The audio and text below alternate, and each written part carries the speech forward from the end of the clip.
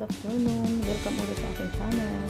So guys, ang lulutuin natin sa tanghalian ay ipagluluto ko si Lolo ng kanyang paboritong ulam, ang Filipino dish na gusto niya ay ang ginataang sitaw at kalabasa na may minced pork. So guys, itong ating recipe ngayon, ang ating ginataang sitaw na may kalabasa with minced pork. So ito guys ang ating mga sangkap. Yan guys, sitaw, kalabasa, igisa natin sa ating minced pork.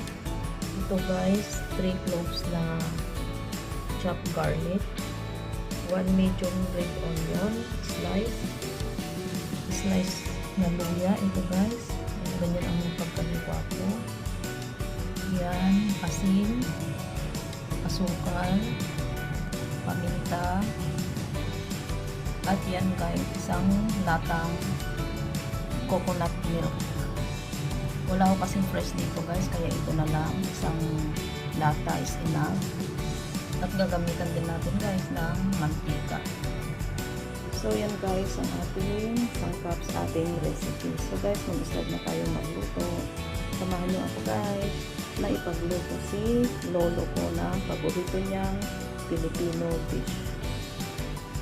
Para sa mga una natin gagawin guys ay yung minced pork, lagay natin sa kawali.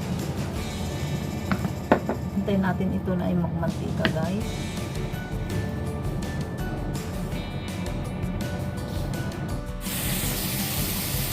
Guys, may mantika ng kaunti.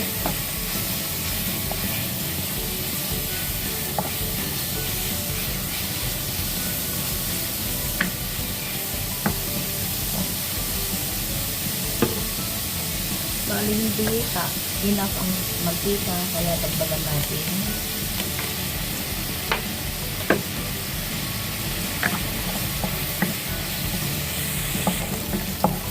Ayan guys, okay na yan. Lagyan na natin ang ating luya.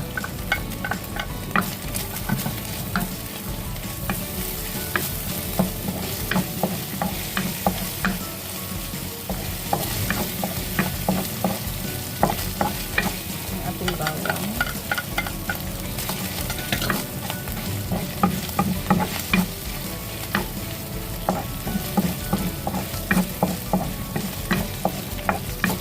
Nag-aroma ng ating bawang.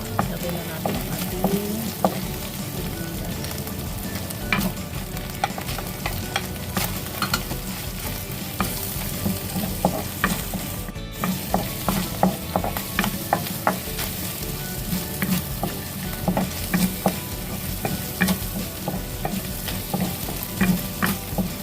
guys, lagyan na natin ang ating sitaw.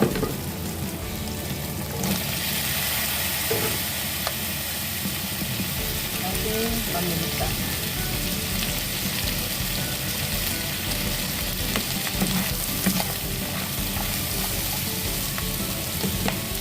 Lagyan na natin ang ating gata.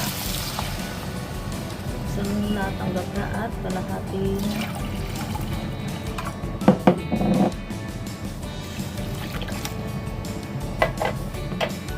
mamaya na guys yung ating kalabasa kasi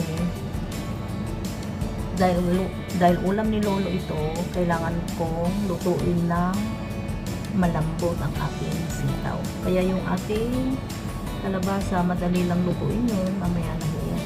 Lagyan natin ng asin, asukal, 1 teaspoon. Then, takpan po natin guys. At antayin natin maluto ang ating sitaw.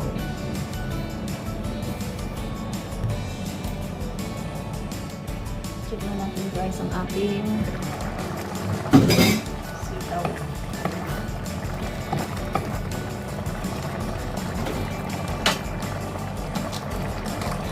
Dahil ulam ni Lolo kailangan malambot. Ayan, okay na, ilagay na natin. Lagyan na natin ang ating kalabasa.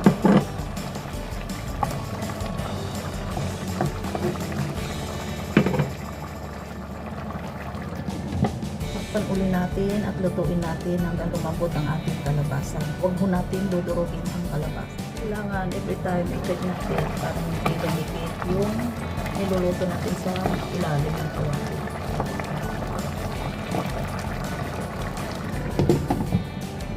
Every time yan guys, kailangan natin lagi check na natin.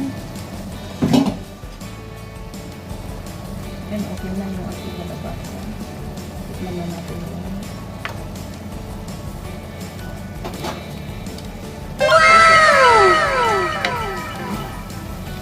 Yun na yan.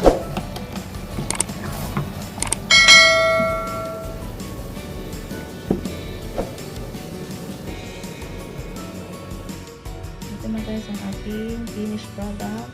Ang paboritong ulam ng aking lolo. Ang ginataang sitaw at kalabasa. Sana guys nagustuhan nyo. Thank you for watching. Bye bye. See you in my next video. God bless.